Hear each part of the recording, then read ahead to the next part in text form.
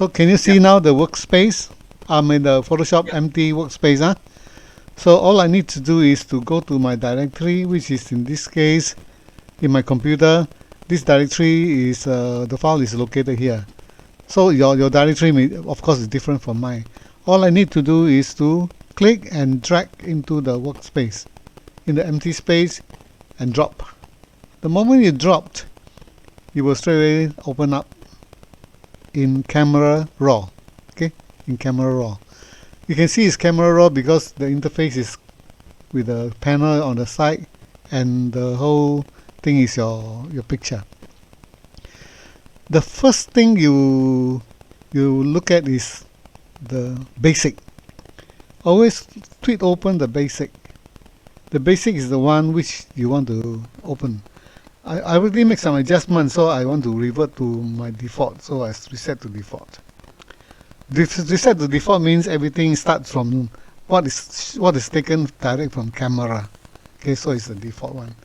So this is where I do some basic adjustment first. I'll look at the picture. I'll decide, okay, my foreground a little bit too dark, right? This part a bit too dark. This part a bit too dark. The sky is okay, but this is too dark. So I want to increase the shadow. So generously pull it up until you see some indication of, some clarity here. You see more clarity here. So not overdoing it. Maybe some people may even stretch all the way to 100. I mean, it could be okay as well. You think you want it to be bright. But I always use it 70 to 80, that's good enough. Depend on situation also. So in this case, 66, I think is good enough. Another thing I want to tweak is, you look at the sky, is it maybe a bit too bright? So if it's too bright, I want to reduce the highlight a bit. Okay, reduce the highlight means those bright part will be reduced. The dark part will not be touched. Only the highlight will be reduced. Okay, maybe like that. Okay, again, no fast rule how much. Just using your eyeball and look at it and decide for yourself. Next thing I want to do is maybe I add a bit more contrast, so I can have a dark and white more pronounced. So a bit of contrast, but not to overdo it. Okay, maybe a little bit up to about 30, 34, doesn't matter. You don't have to follow this number. So increase your contrast slightly. So this is about all I will do for this basic tab. Okay, I'm not going to touch saturation, vibrance, and all that. We don't do it only in the Photoshop, not in the Camera Raw. Okay, so once I've finished with that, I'm happy with the adjustment. I will click the open here. Right at the bottom, there's open, cancel, or done. You click done, that means you will close. That's all. You click cancel means you cancel everything. But you click open, you will then open it in Photoshop. So click open. Now you will go into the Photoshop. And it's open up in Photoshop. Okay. So once it's open up in Photoshop, any issues? No, Okay. So once it's in Photoshop, this is where we're going to start our editing. So you look at my notes. First thing I want to do is you look at under the layer panel, you have a background icon there, right? Meaning this is actually the base, the main picture itself, which is the only one which is there at the moment. But instead of disturbing the background or the original picture, I always take a Kiasu kind of attitude by creating a duplicate copy, so that I work on a duplicate so that leaving the original untouched. So to duplicate a copy, you press Ctrl plus J. A shortcut key of Ctrl and J will give you another copy called layer 1. So layer 1 is a duplicate of your background. Your background is lock. Can you see the lock button? Meaning that this is protected. So whatever adjusted will be on on the layer. So whatever you do on layer 1 will not disturb your background. So this is a safety measure. So once you have done that, the next thing, follow the notes, is I'm going to go down to see the fourth from the left and fourth from the right. The one which is half red, half black, half white icon. You click that. Once you click that, you have a whole list of selections appearing where you can select curves.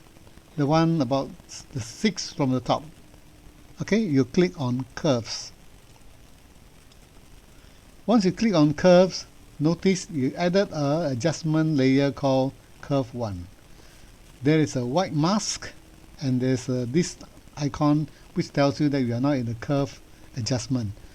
And what you're seeing here now is this is the dialog box also come with it. In this dialog box, you have a hand tool. This hand tool is very important. So the rest is just keep it untouched, but just click on hand tool. After clicking on hand tool, bring your cursor into your picture.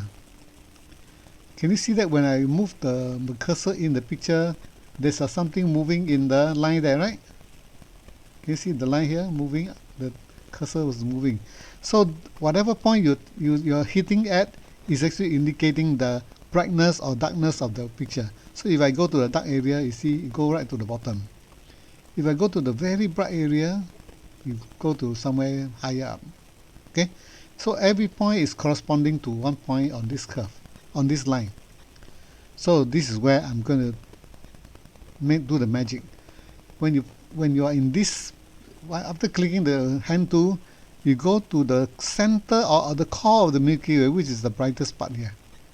So this brightest part is probably represented by a point on a line. When you click, it stays there, right? This point is now staying there, and you, without letting go the mouse, you drag it up. Can you see the picture actually getting brighter? More so at the brighter part of the core there. So you're targeting the core and brighten up the core. Of course, the rest of the picture also brighten up. We're going to do something about it later. Okay, so drag it up slightly to your own taste and let go. So now the curve is adjusted a little bit now based on the brightness at that particular point. So you are brightening the core to a certain level. Then you bring the cursor now to the dark part of the Milky Way, which is this part. Okay, the very dark part, which happen to be a small line, a point which is slightly below. They are not too far apart. Okay, in this case very near. Maybe this point here. After deciding this point, which is the dark area, I drag it down. So you are creating a separation of white and black. And by doing so, you can see the color appear. The contrast of this, by generating high contrast, the color in the Milky Way will come up. Okay, so it's very simple. You don't have to do anything. By doing the curve, this curve adjustment, targeting the very bright core and the dark area in the Milky Way. As long as the curve is actually a gradual S, is okay. Okay, I don't want the curve to be to be like this, for example. Like that, you overdo everything. Okay, you are seeing a flat line here and a flat line here. It means a lot of things are all clipped already. The pictures are beyond. I mean, this dark part is beyond salvage. The white part is beyond salvage also. You cannot recover any detail afterward. So you won't do that. Okay. So make sure it is still gradual. Maybe something like that just now, right? Okay. So this is good enough. But now you find that, okay, my Milky Way looks a bit more promising, but this part is a bit too bright, this part is a bit too dark, you know, and you're disturbing the whole picture, right? Okay, this is where the mask comes in. Huh? So once we are finished with this, we go back to the layer and look at the mask there. This is a white mask. A white mask means whatever you do in the adjustment by this doing the, on this curve can be seen on the picture itself. That means it's applied on the picture straight away. But if this mask is a black color, what happens? It means it's blocking all the adjustment done on the picture. So if I change this mask to a black color mask, I'm actually cancelling all the adjustment. It's not that it's cancelled, but it's just that I'm blocking the adjustment from appearing. So I'm going to change this to a black color mask. How to change this to a black color mask? You just use a shortcut key, Control and I for India. So Control plus I. Okay, make sure you're clicking on the mask first before you do this. Control plus I. So if I do a Control I again, come back again. Okay, Control plus I, go back again. Now this appeared to be now exactly the original. Never change anything, right? Because the mask is a black color and it's concealing all the adjustment done earlier. But it's not that it has completely gone. It's just concealed so that you will not see. So now it's up to us to review it the way we want it, to show it again. How to make it to review? We use a brush. Let's go back now to this panel here where you see many tools. The tools I'm talking about is this one. You see a pen brush is a brush tool, okay? A brush tool whereby you click, you choose the brush, don't choose the pencil, choose the brush. And the brush can come in all sorts of sizes. For example, this brush can be a soft round brush or can be a very hard round brush. Soft round brush means it is not a defined brush whereby one stroke means one line straight away. Whereas a soft round brush, you have a different gradient of bright and dark places. So a soft brush will give you a gradual kind of changes to the thing you are applying. So always select something soft, never use a hard round. Hard round is very too so-called distinct in terms of effect applied. So choose a soft round brush. The size can be as big as possible, maybe about 1000. Oh, my capital. Sometimes you have a capital lock. This is what happens. So you check whether your capital lock is on or off. So when this capital is off, you can select 2000, 1000 plus. Okay, this is a very big brush already. Okay, and the hardness is still 0, right? So this is a soft round brush will give you a 0 brush, 0 hardness. So choosing a big brush with a 0 hardness, you click anywhere on the picture and then go brush through. Okay. Now before I do that, I forgot something. You check the opacity of this particular brush. This opacity must set to, first of all, 30%. The flow or set to about 30%. You want to apply the effect in a slow and gradual manner. So you go from low to high. Opacity of 28 or 30%. Then you brush through one time, the top, bottom, and then avoiding the base, only the sky only. Never mind the trees, okay, you can include. So I'm actually hold onto the mouse and then brushing through. Can you see on the thumbnail? You see something there? The black turns into a gray area, right? So this is what happened. The black is now changed to a gray, where that means it's partially going through. Whatever you adjusted is partially going through. Okay. So the first step is 30% apply all over.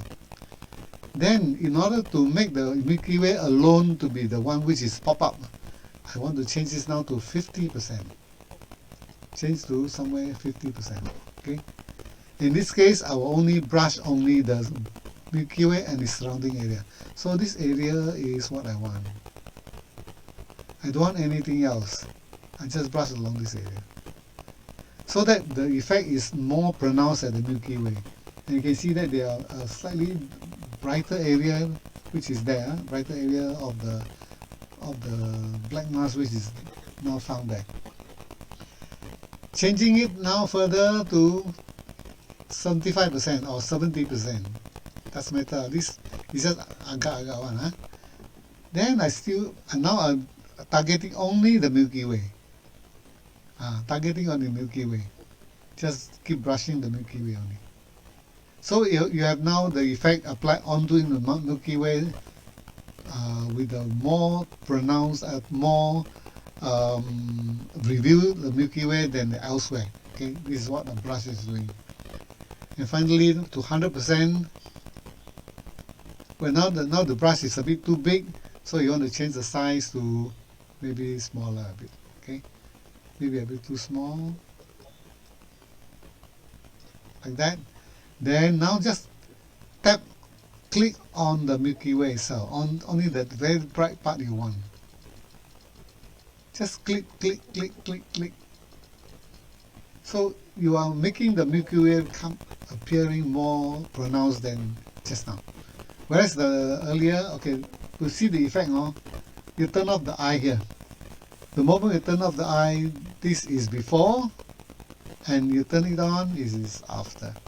The color all come out, okay? The Milky Way color is up. This part, of course, is affected but because it's a cloud is there, so we have the color of the cloud there. But it adds some interest into the image, I think. If you find it's too orangey, I'll teach you how to reduce it a bit later. Okay. So this is the first step. You make the Milky Way pop. At least you now have a decent photograph with a nice foreground, which is not too dark, and the Milky Way, which is now more pronounced, pop up in the sky. Okay. So all these adjustments are still can be switched off, so you're back to square one again. So that's why you're having a layer is very useful, so you can actually turn it on and turn it off in order to see the effect being applied. Okay, let's say you're satisfied with this thing. Okay, all what I want you to do is, instead of collapsing them into a layer, collapsing means you go to layer and flatten. When you put layer and flatten, that means everything is permanent already. Look, it is permanent. It's collapsed into a background layer, so everything is permanent. So it is not a wise thing to do, so that in the event that you think that you want to go back again, it is permanent. So how to get back? Control Z come to your rescue. Immediately you press Control Z, you go back. So Control Z is undo the previous steps. So there's a limit of how much you can undo. So please don't forget. So I'm not going to collapse them into one layer, but I'm going to do a snapshot of this particular condition now. So in my note I say control, alternate and shift all the three keys together, and then press the letter E for elephant. And Photoshop will do a merge visible layer. This layer 2 is now generated, meaning that if these three layers are switched off, you see that, so it's actually the duplicate of the three layer combined. But we still have the luxury of having them there, because I can switch off this layer, and can still get back to my original. Okay, so this is good practice. You do a merge visible layer to see what is the current situation and continue from there. Again, using this particular layer, I'm going to Control J again. Always make a duplicate of the thing you are going to base on later on. So duplicate another layer, Control J. What I'm going to do next is, okay, there are a few things you can try. If this is too brownish, too yellowish for my liking, I can do something called color adjustment. Maybe this is not in the note, but this is something extra. You go to the half moon, half black and half black one. Click and go to your hue and saturation adjustment. Click on hue and saturation. Just now we use curve. Now you use hue and then saturation. And this is where you see I have hue, saturation, lightness. And there's another hand tool here. And this is a master. Master means all the colors are included. Master means everything included. But what I want is to target the brown the yellow tint here. So I'm using the hand tool once more, and you see the eyedropper again. If I go to the yellow part and click and hold, you see the dropper, the master change to red color. It thinks there's a lot of red there. Okay, so the Photoshop knows it's more red than usual. So you drag left and right. Okay, dragging left means totally remove the red. Now it's no more red color. Okay, the color is almost disappeared because it's zero already. I'll drag it to the right, you're making even more red. Of course, it's overdue. Okay, so what I want you to do is to subtle adjustment. Okay, not too bright, not too much. A little bit, you can see minus something like saturation a bit minus something. Just now it's a zero, so it should be using something like minus something. This is what I usually do lah. If it's too much of a color, too heavy a color, we want to slowly reduce it. Okay, but if you prefer to stick like that, how to go back to zero again? You double click on this icon, double click on this arrow, this particular pointer. Oh, it won't work. No, sorry, it won't work. You just need to drag it to zero. Then you back to original again. Okay, but I'll prefer to slightly adjust it a bit. And you're targeting the red channel. Okay, is it clear? This is something extra I never put in the notes. Okay, because this particular picture requires this to be done. So I've done the hue adjustment. There's one more thing I also want to do is in the note, what else I did? Let me check my note.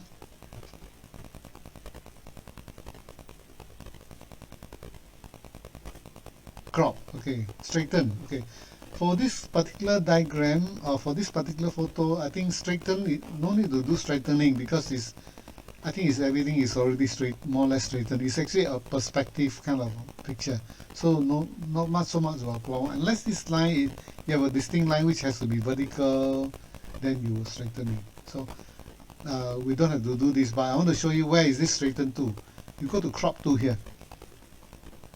There's one tool here called crop tool. And once you press the crop tool, you can see the thing called straighten here. Don't worry about this crop size because I set it to 1:1. So I set it as a ratio, and then you will be okay already. Original ratio. Okay. So original ratio is 2:3. 2:3 format. So in this case, if there is a horizontal line you want to straighten, you click on this and drag from one point to another point. It's supposed to be horizontal, and everything will be based on that particular point. I'm just showing you, but this case it doesn't make sense. So maybe I will undo. Undo is this button. Okay. Right. So once you have finished with this, I think the timing is coming out soon. All you need to do is to collapse everything into one layer and then save. You don't have to collapse if you want, but it's good to just collapse before saving so that you don't have the big files when you save it. Because you have too many layers, you will save as a PSD file, a Photoshop file which has all the information. And this information will be easily eaten, will be 100 megabyte. Okay, quite a lot of information there. So I think there's no need to do anything, you just need to go layer, flatten. So it's now collapsed into one layer. And all you need to do is to go to tab tool, and then if you want to type in your initial, okay, okay, for example, Chua, okay, then you can just leave your initial there. You can drag the handle up to increase the size. Okay, become bigger. Okay, but it's going to be too big in this case. A bit laggy, a bit laggy. If the name is too bright, you for some reason you want to make it dimmer, you can change the opacity down. There's opacity here for each layer, so each layer you can change the opacity. So this is something useful to know, but you maybe have to experiment a bit. Yeah. Okay. All right. So what you saw in my picture in my post, in my Facebook, yes, Instagram, actually there are less stars than what you have here. Okay, because now you look at many stars, and the stars are distraction. So some of the stars are quite distracting. So I want to only keep the more important star, but the rest I want to remove. Okay, actually there are people who do that. So in order to do that, maybe I want to collapse these two layers again. Layer, flatten layer, collapse into one first. So what I'm going to do next is Control J, duplicate again, and this is what I will do. Go to Channel. From layer, you switch over to Channel, and once you switch to Channel, you see the RGB, red channel, green channel, and blue channel. But you are going to target the RGB, and holding the Control key and click onto the RGB channel. The moment you hold and click, you will select only the very bright pixel, which is the stars and all the bright area. So all these matching ends are the ones selected by this control and click onto the RGB channel, RGB layer there. So once you have done that, I think you follow the notes. There's a note saying you go to select, go to modify, and go to expand. Expand your selection, because the selection was only one little dot only. So you want to extend by, in this case I suggest 4 pixels, because this picture is very big. If the picture is big, expand by more, for more pixels. So 4 pixels, okay. So suddenly you're not selecting more than original. One more time, go to select, modify, and now we want to feather. We are going to make the selection not so harsh, not say one distinct point only. We are making it going to be gradual selection from something not so pronounced. So under feather selection, you select the pixel to be half of what you expand just now. You expand by 4, you select 2 as a feather selection. Click OK. Okay, so now the selection is still there. In order not to see the selection, or in order to make it make it invisible, you just Control and H. By doing that, it means you are now, the selection is still there, but it's now not shown only. It's like a toggle on and off. So the selection is now switched off, and we're going to do the last step. Okay, note this is very important. Go to filter, others, and under others you go to minimum. You will see for yourself the number of stars will be drastically reduced. Can you see the number of stars is now much reduced, but the pronouncements are still there, and it makes the whole picture more so-called, I think, it looks better to me, I think. I don't know, I find it's nicer to see like that. Okay. So you're more or less, okay, let's finish. Okay, you see the effect? You see the pronounced stars, but the little one, some of them are gone. And that's it. Okay, so you go back to your layer again, and now you have this layer. Layer 1 is the one which you have minimized the star. So if I switch off, the original star is still there. If I turn it on, you see the number of stars reduced. Tremendous, huh?